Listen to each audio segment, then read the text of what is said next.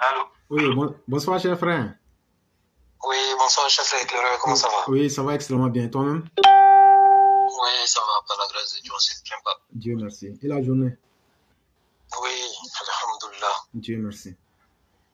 ça a Et été tranquillement. Dieu merci. Donc, bienvenue encore une Et fois la de tienne? plus. Oui, ça va, on ne se plaint pas, ça va. Dieu Oui, merci. Et je l'espère aussi pour toute la classe. je l'espère bien. Que Dieu nous aide tous. Inch'Allah. Oui. Amen. Ok. Donc, vous avez la parole. Ok, cher frère, merci Mhm, pour ce combat que nous sommes en train de mener. mhm. Et j'espère que Dieu pourra nous assister afin que on ait toujours l'énergie pour venir prêcher dans ce grand désert-là où tu as l'impression de crier tout seul dans le désert. Mais espérons que voilà, ce cri de cœur-là puisse faire écho dans l'oreille de certaines personnes qui sont encore toujours en train de chercher des trucs, des repères pour Mhm. pouvoir rejoindre ce combat-là qui est noble, qui sera même quelque part l'indépendance même de notre conscience, Mhm. puisque voilà, à travers notre conscience et notre manière de voir les choses, on pourra amener un changement. Mais s'il n'y a pas de changement de conscience, d'ouverture de conscience, alors tu vas beau prêcher, le combat risque d'être difficile. Mhm. Et je vais dire bonsoir aussi à toute la classe, à tous ceux qui partagent et tous ceux qui mettent les likes. Mhm. Chers frères, avant de commencer, je vais déjà demander à tous les élèves de la classe qui sont dans le groupe WhatsApp de Paris. Mhm. On a mis un lien pour permettre à ceux qui allaient avoir peut-être des imprévus des dernières minutes, alors qu'ils ont comme ça la bonne volonté de vouloir participer. Et bon, l'homme propose, Dieu dispose. Effectivement. Voilà, d'installer ou de voir le lien qui est sur le groupe WhatsApp pour pouvoir installer de telle sorte qu'on puisse faire des vidéoconférences pour ceux qui ne pourront pas assister à la réunion du dimanche. Mhm. Mais je demande pardon aussi à tout le monde. Il ne faudrait pas qu'on prenne ça aussi comme prétexte pour ne pas assister aux réunions. Certes, on peut faire des vidéoconférences, on comprend un peu le programme de la France, mais parfois aussi les réunions, quand tout le monde est là et qu'on arrive à se voir, on arrive à tisser des liens, ça motive et puis ça nous amène aussi à poser des actes concrets, tous ensemble. Donc, chers frères, désolé pour cette parenthèse-là, mais aujourd'hui, je viens toujours poser des questions. En dehors après le mandat, aujourd'hui, Assane Guessan, il faisait quoi avant que, voilà, il devienne président, même étant président de son parti aujourd'hui, mais après les mandats, où est-ce que Assane Guessan a travaillé? Vous voulez dire lorsqu'il était avant la politique, où est-ce qu'il travaillait? Non, déjà, après les mandats, le fait qu'ils étaient au pouvoir jusqu'en 2010, et maintenant qu'ils sont plus au pouvoir, où est-ce qu'il a travaillé? Bon, officiellement, je ne pense même pas qu'il travaille. Je dis bien officiellement, ils vivent tous de la politique. Ils vivent tous de la politique. D'accord. Damanan Picasse, depuis qu'ils sont rentrés, ou même étant à l'extérieur, où est-ce qu'ils ont montré leurs compétences? Dans un domaine privé ou bien, voilà? Non, jamais de la vie. C'est pas leur point fort, hein, ça il faut le dire. Katina Kone, après 11 ans d'exil, depuis qu'il avait rejoint le groupe pour mener des troubles en Côte d'Ivoire et qu'il est revenu faire semblant de demander pardon. Où est-ce qu'il a travaillé dans un coin privé? Non, pas du tout. D'accord. Et chers frères, tu vois, la liste est longue. Mais c'est déplorable de voir que voici des gens qui ont compris que les savoirs, après tant d'années, ils ne peuvent même pas les valoriser, c'est-à-dire dans un domaine privé, pour montrer leurs compétences. Parce que la politique, tout le monde peut faire la politique. La base de la politique, c'est vouloir apporter un changement selon sa vision à la vie et voilà, à la vie en général de la population. Donc tout le monde peut faire la politique. contre, ceux qui font des études, qui reviennent avec des diplômes et tout, qui sont même pas capables de montrer leurs compétences. Parce que quelque part, ils ont compris que la politique même est ce système-là où on vient pour ne rien foutre, surtout en Afrique, on vient pour ne rien foutre, mais c'est juste un truc, un réseau où on peut se faire plus d'argent sans que le peuple même puisse demander des comptes, alors que tous sont en train de se nourrir, sont en train de s'engraisser avec l'argent du contribuable. Mais qu'est-ce qui va freiner aujourd'hui la bêtise de ces magiciens-là qui se font appeler des politiciens ou des politiques? Qu'est-ce qui va freiner?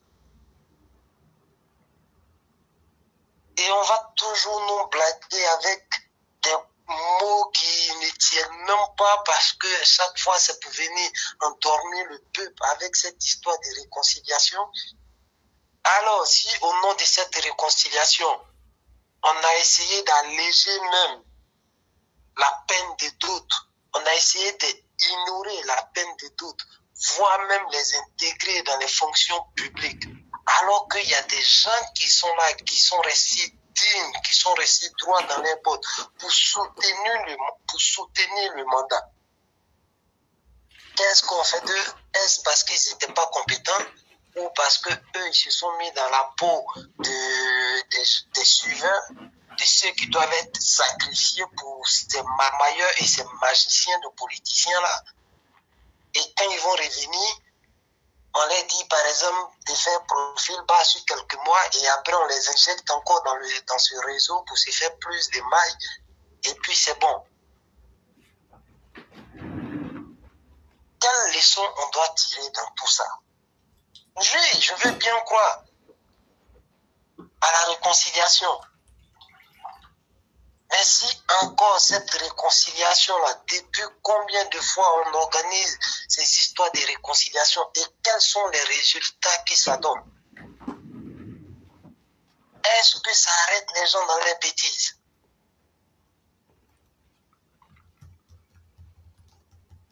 Bon, au nom de la réconciliation, on est prêt à peut-être alléger la peine de d'autres. On est prêt à ignorer même la peine de d'autres. On est prêt à injecter d'autres dans le système pour les faire manger encore.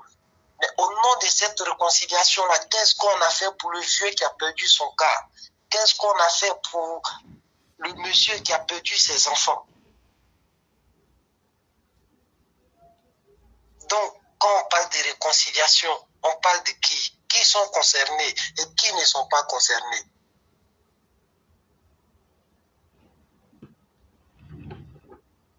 Est-ce que cette réconciliation-là amène d'autres à se taire au nom de la réconciliation et d'autres, après avoir foutu le bordel dans le pays, sacrifier des gens à travers les communications et les trucs et les marmailles qu'ils étaient en train de manigancer, alors c'est eux, on doit essayer de les faire la part belle au nom de la réconciliation? Nous sommes tous pour la paix, nous sommes tous pour la cohésion sociale.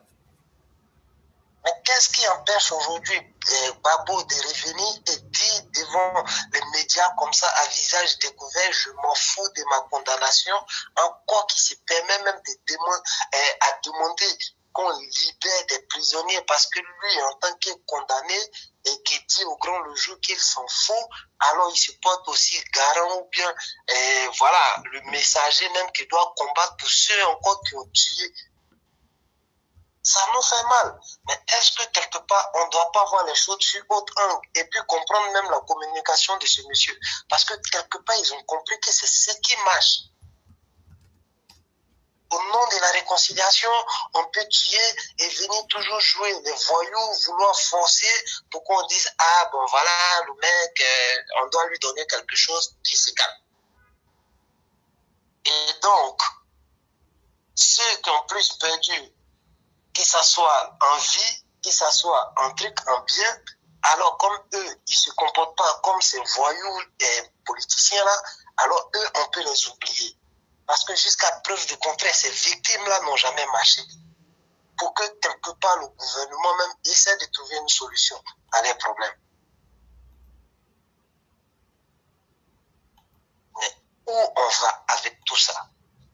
sait très bien, tous ceux qui sont en train de revenir aujourd'hui dans ce navire-là, on sait très bien que ce n'est pas par rapport à l'idéologie ou par rapport à la valeur même de ce grand monsieur. Mais c'est juste des gens qui viennent parce que, voilà, ils étaient en train d'agoniser, donc il fallait revenir encore s'abreuver. Et demain, si ce monsieur-là n'est pas là, tout est dessiné, tout est là, où chaque personne va enlever son masque pour nous montrer encore qu'il n'avait pas encore changé des trucs d'identité. Et on doit assister à ça et se laisser endormir pour dire toujours c'est au nom de la réconciliation parce que le monsieur qui nous gouverne aujourd'hui est quelqu'un d'averti, est quelqu'un qui a la main sur le cœur. Mais est-ce que tout le monde aura lui, ça dit ce don que le Seigneur lui a donné là? Est-ce que tout le monde aura ce don-là? Est-ce que tout le monde pourra gérer un groupe où il y a des requins qui s'en foutent et des vampires qui ne cherchent qu'à sucer le sang des gens, des innocents, pour leurs trucs intérêts personnels, et on doit s'y taire?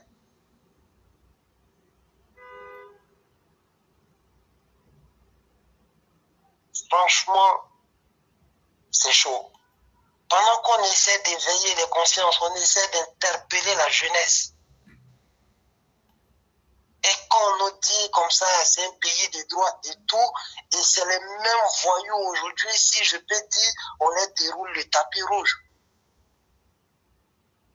Des gens qui ont montré qu'à part la politique, parce que c'est le meilleur réseau pour se faire de l'argent, mais qui ne peuvent même pas valoriser leurs diplômes dans des sociétés en dehors de la politique qui n'ont pas de vie. Et eux, ils arrivent à préparer l'avenir de leurs enfants dans ça. Parce que tu vas aller regarder même là, combien parmi eux-mêmes payent les impôts. Parce que c'est quelque chose, la population ne va même pas chercher à savoir. Et eux, ils peuvent être au-dessus de cette loi-là. Mais allez demander au vieux qui a sa cour à Bobo, qui s'est cassé le dos pendant toute sa jeunesse pour avoir ça. Et combien de fois, s'il ne paye pas les impôts, il s'est fait menacer. Et c'est eux les vrais contribuables. Et c'est eux encore les victimes. Et c'est toujours eux les victimes. Au nom de la réconciliation, ils doivent se taire. Au nom de la réconciliation, on peut tuer les enfants, il n'y a pas de justice. Au nom de la réconciliation, eux, on peut les piller. Mais où on va?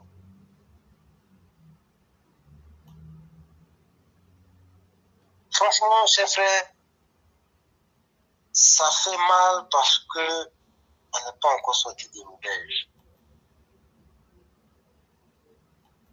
Aujourd'hui, qu'est-ce qui arrête Soro Guillaume dans son élan? Parce que c'est dit tôt ou tard, il aura peut-être un deal politique. Qu'est-ce qui arrête Babo? Parce qu'il a compris qu'il y a toujours ce deal politique-là. Qu'est-ce qui arrête des voyous qui par les actes même ont déclenché comme ça une guerre qui a provoqué plus de 3000 morts? Mais c'est ceux-là aujourd'hui qui sont tranquilles dans le pays et qui vont continuer à manger dans ce même réseau de politique-là.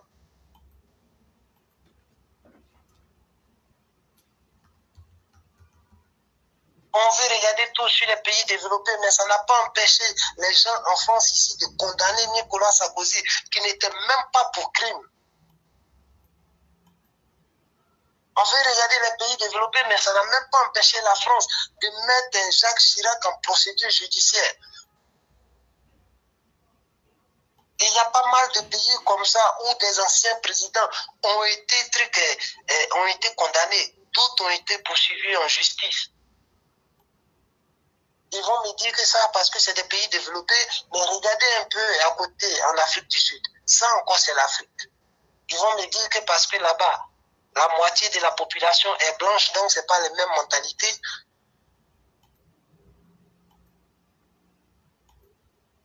Mais s'il n'y a pas de condamnation pour ces gens qui ne font qu'endeuiller cette population innocente, qui ne demande rien, mais parfois qui donnent leur confiance à des gens à travers les unes, et c'est comme ça qu'ils doivent être récompensés.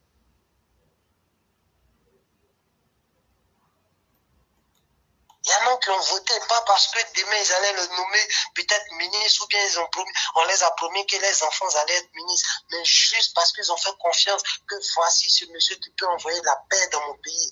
Voici ce monsieur qui pourra condamner tous ceux qui vont mettre la vie de quiconque qui vit sur le territoire ivoirien en danger.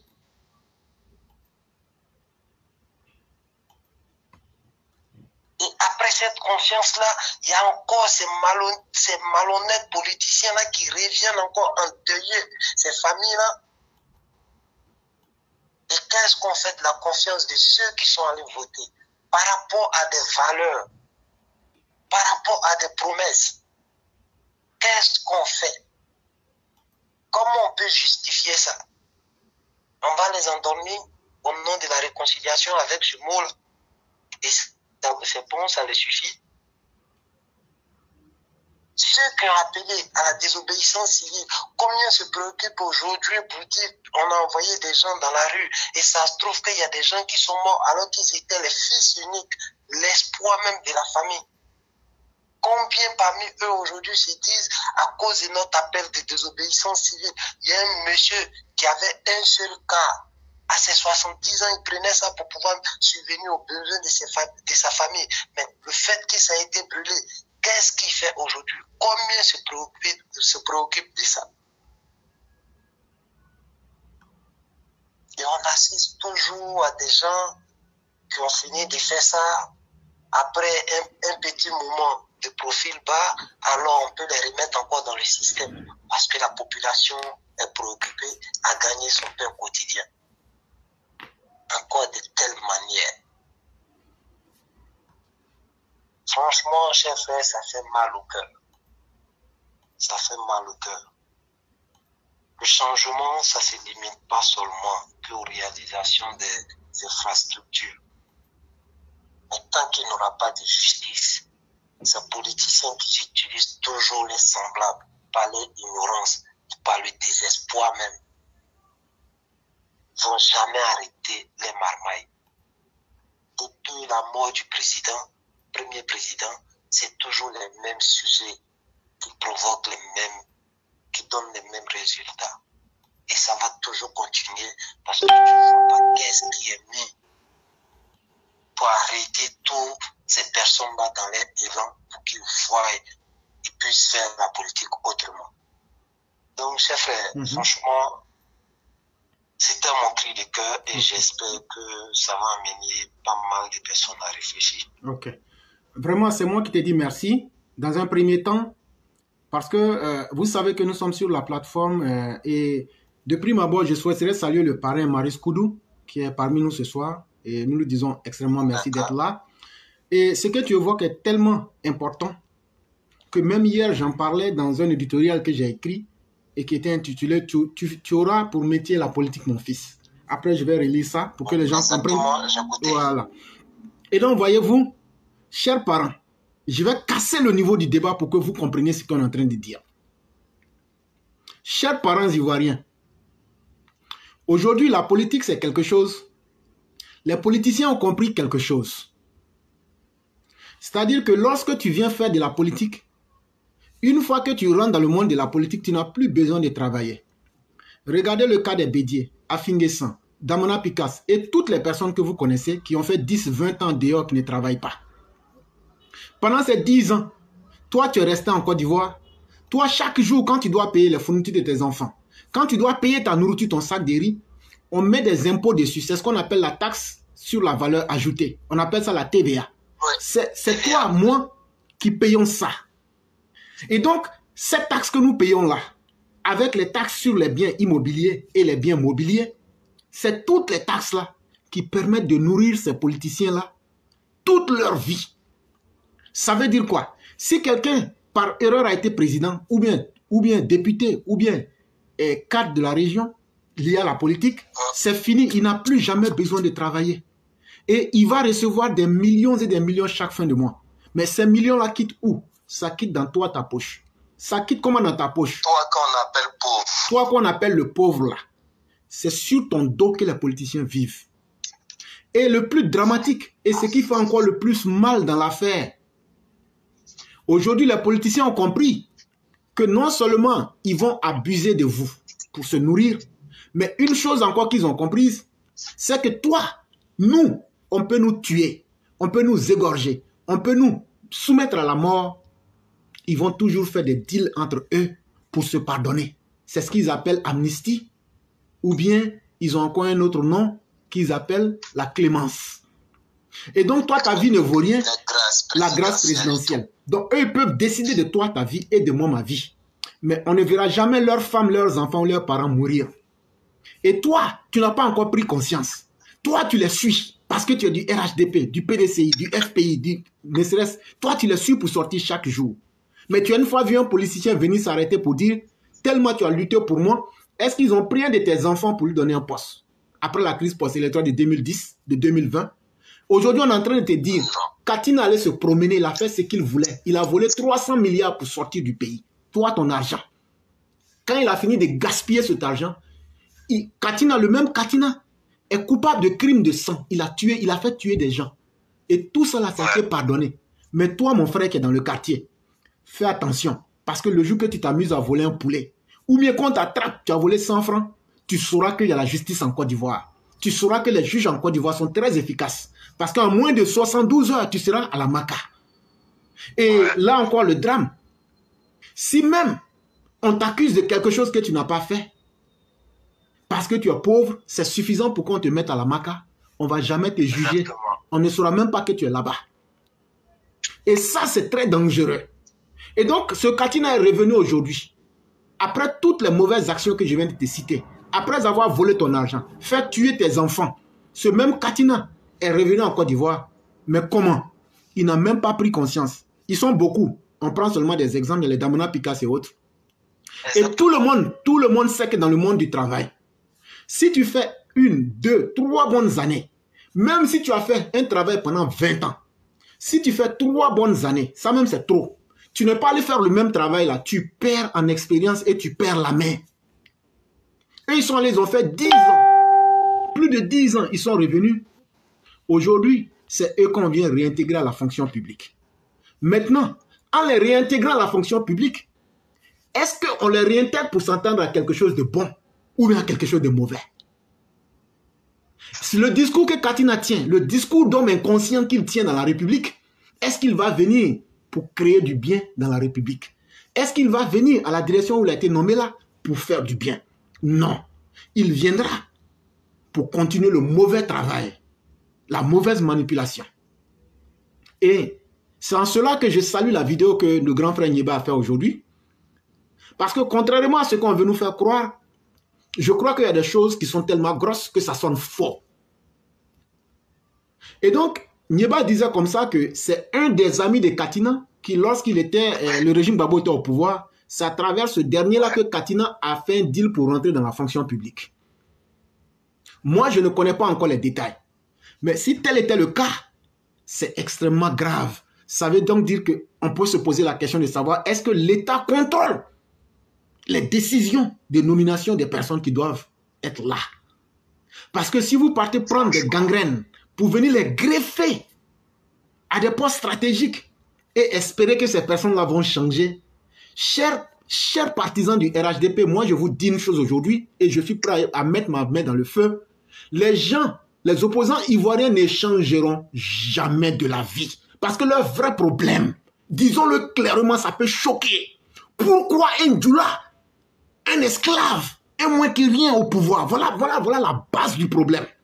Ayons le courage de dire les choses. Si vous avez honte, c'est ce qui est la vérité. Et si ce que je dis est faux, que ceux qui se sentent blessés par ce que je dis viennent nous dire que tu mens.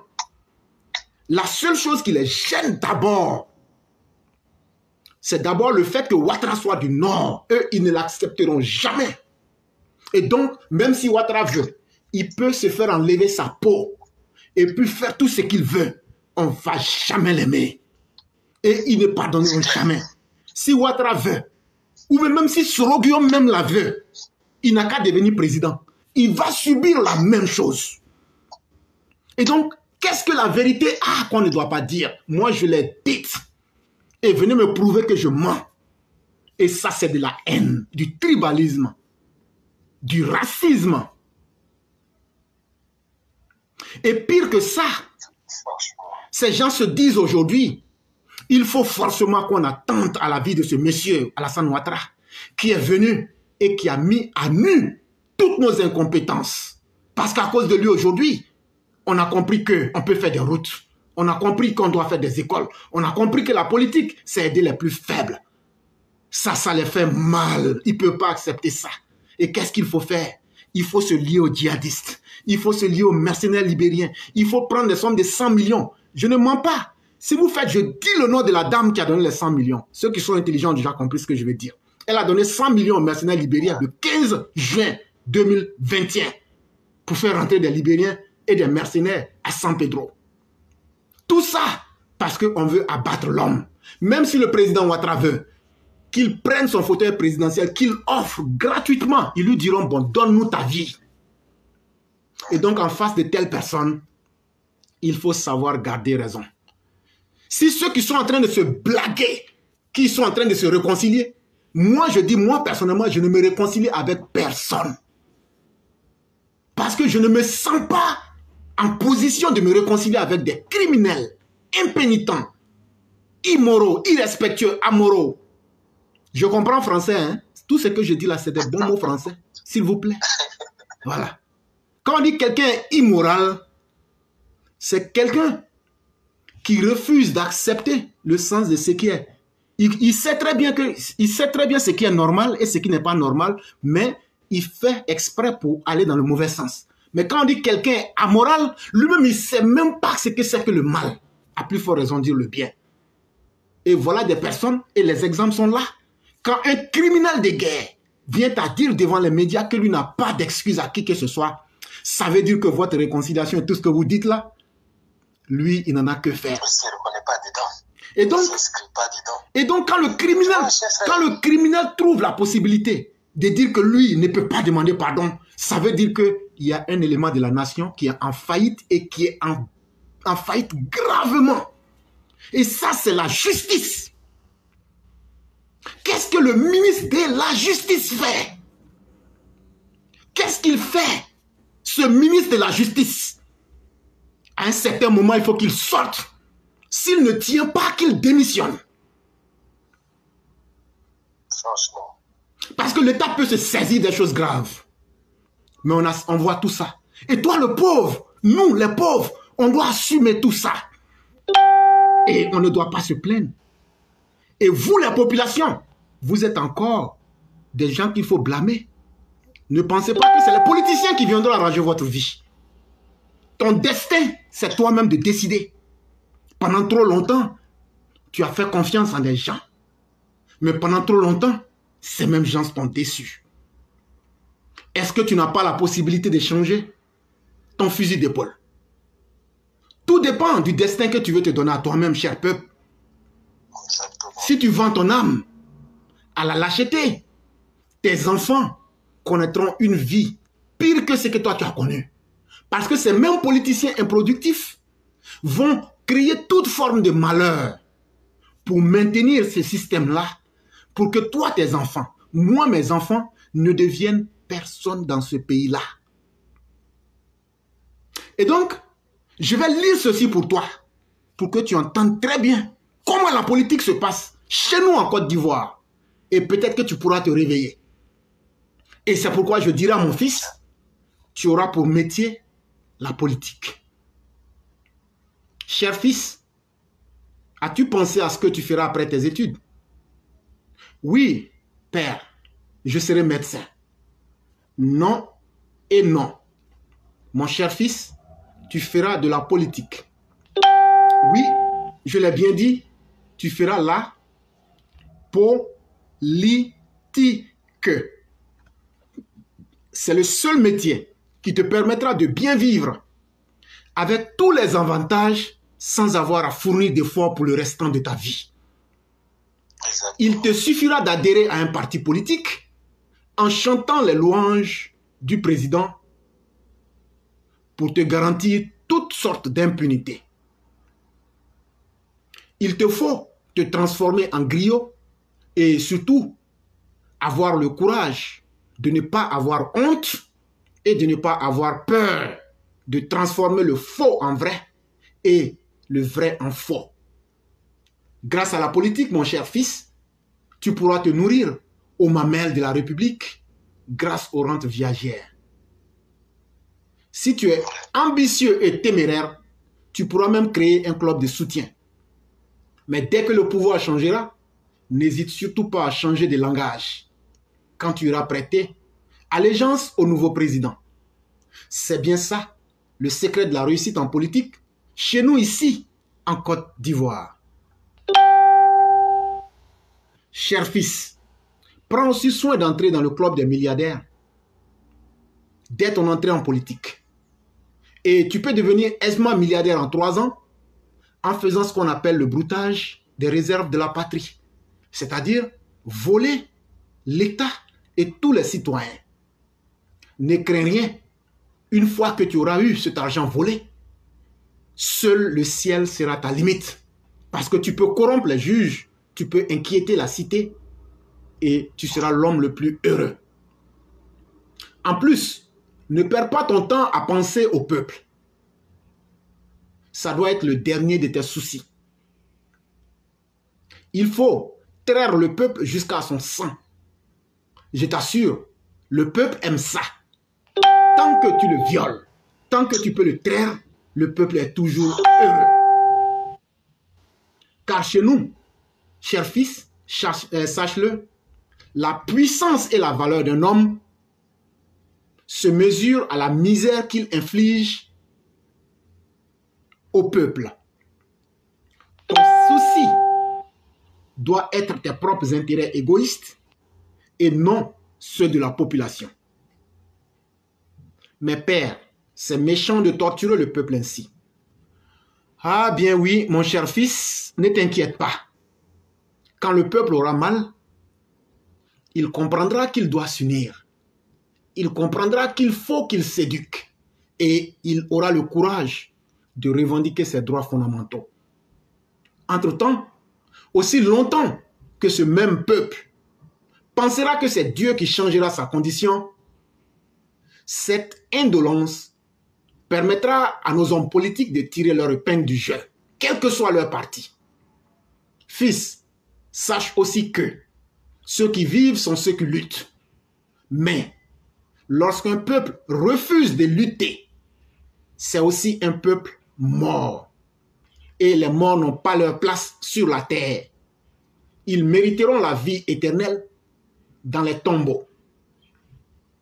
Un dernier conseil. Chez nous en Côte d'Ivoire, la pratique de la politique et la morale ne font pas bon ménage. Regarde un peu du côté de B87 et de G76 pour bien comprendre ce que je dis. Source: l'idée originale venait de Yann et je réadapté le test. Et donc c'est aussi clair que ça.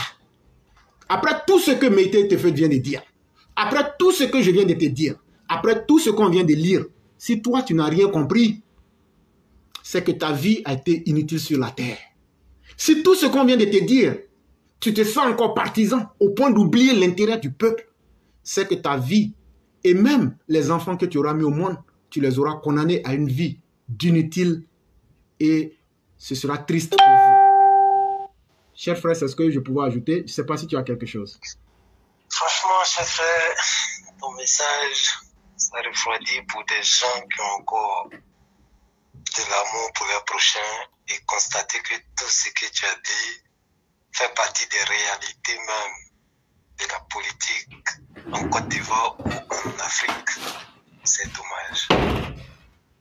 Mais ce que je peux rajouter, cher frère, là, on s'est adressé au peuple. Mais moi, je veux m'adresser aux politiciens qui viennent avec des doctorats, avec des masters et tout. Est-ce parce que le peuple n'a pas master ou n'a pas doctorat que le peuple est amené à croire à un Dieu qui existe, à un Dieu de justice?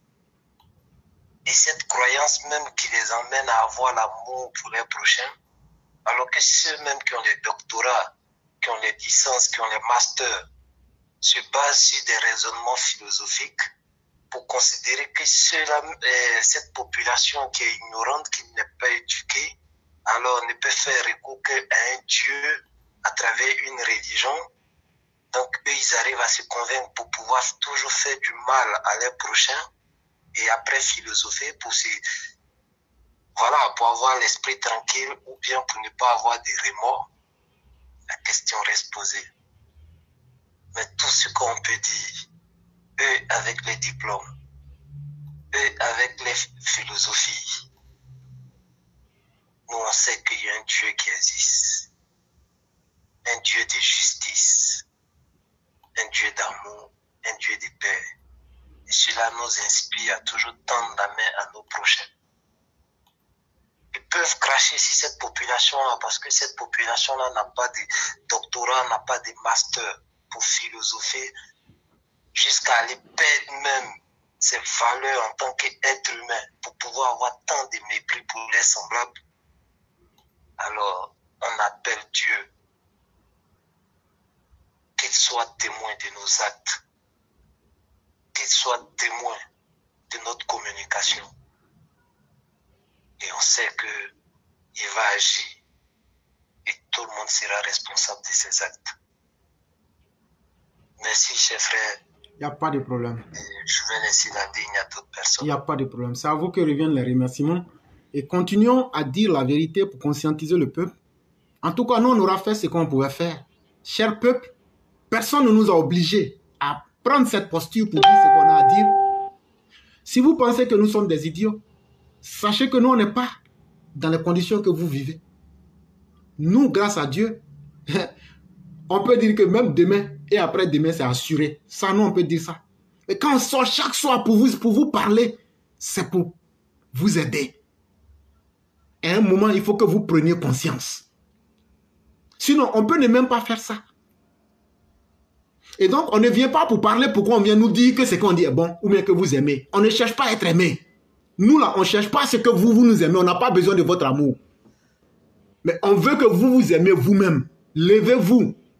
Quand quelque chose ne va pas, en tant que société, soyez capable de dire non. Quand est-ce qu'on va se lever pour combattre les criminels politiques? Je vous ai lu ici le gangstérisme en politique. Ne pensez pas qu'on vient ici pour faire des séances de thérapie. Il y a ce que chacun doit faire dans la vie. À un certain moment, si ces politiciens-là veulent utiliser l'inconscience comme une marque déposée, c'est à vous, le peuple, d'être capable de dire non. Nous, on va vous diriger parce que vous êtes nés d'entre nous. Et vous êtes nos enfants et on va vous canaliser. Mais si on veut être un peuple lâche, alors on est bien parti pour subir toutes les calamités. Chers frères, vraiment, merci beaucoup. Et donc, tout au peuple d'assumer son destin. Voilà. Il n'y a pas de problème. Bonne soirée. Merci beaucoup. J'espère que ça va amener et la population à réfléchir et les politiciens à se rappeler qu'ils sont des êtres humains.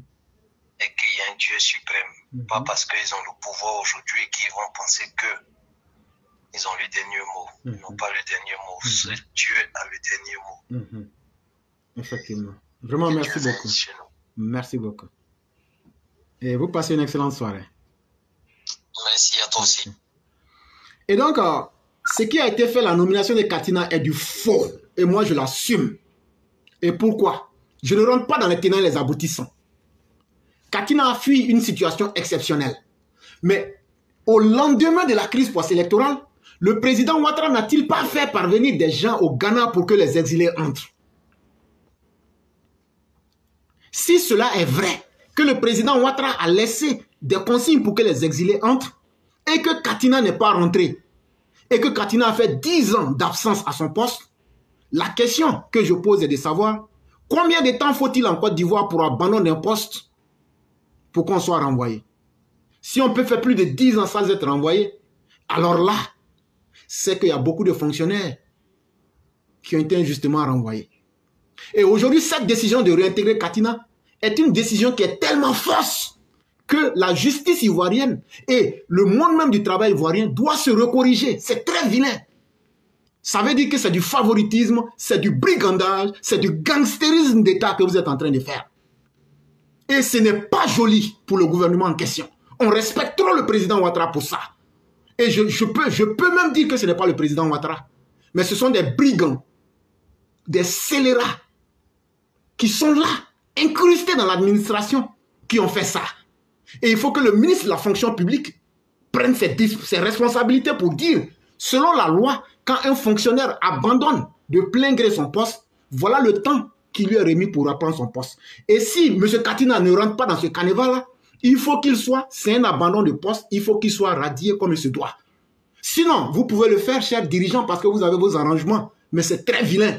Et n'amenez pas ceux qui vous aiment à désespérer de vous. Ça, nous préférons vous dire ça.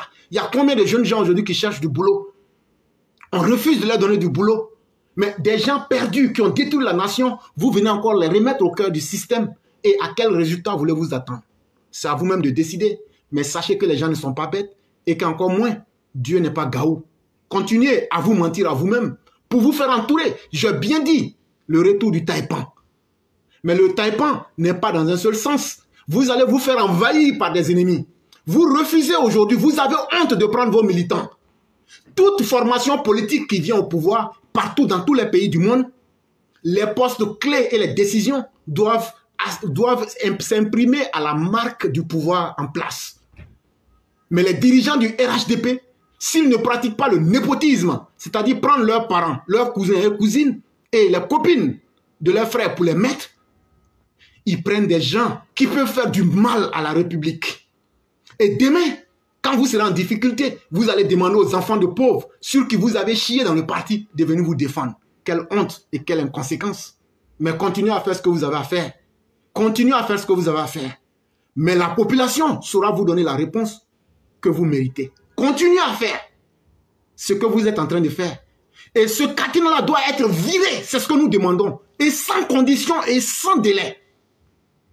S'il est vrai qu'il y a une loi du travail qui a été imposée par le gouvernement légal du président Alassane Ouattara, cette loi-là doit aussi s'appliquer à Katina.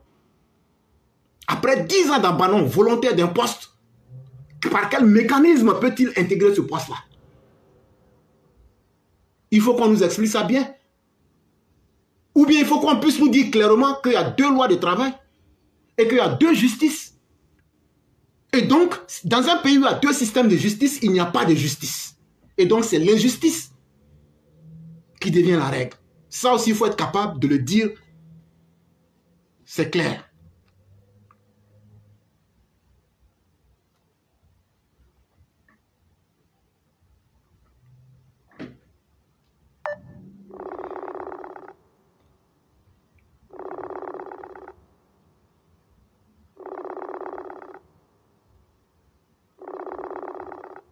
Il y a Marcello de Boston qui dit que cette nomination est une forfaiture, ce qui est évident. Et c'est une honte même pour le gouvernement. Si cette décision restait comme telle, c'est une honte et c'est une insulte même à la méthode de l'homme Ouattara.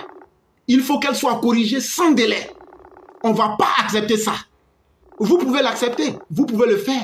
Mais sachez que nous, on ne va jamais se reconnaître dans cette décision-là parce que c'est une fausse décision qui ne répond à aucune logique.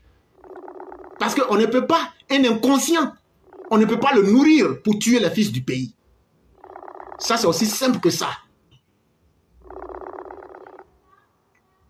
À un certain moment, il faut de la visibilité et il faut respecter aussi le peuple. À commencer par vos militants chers RHDP.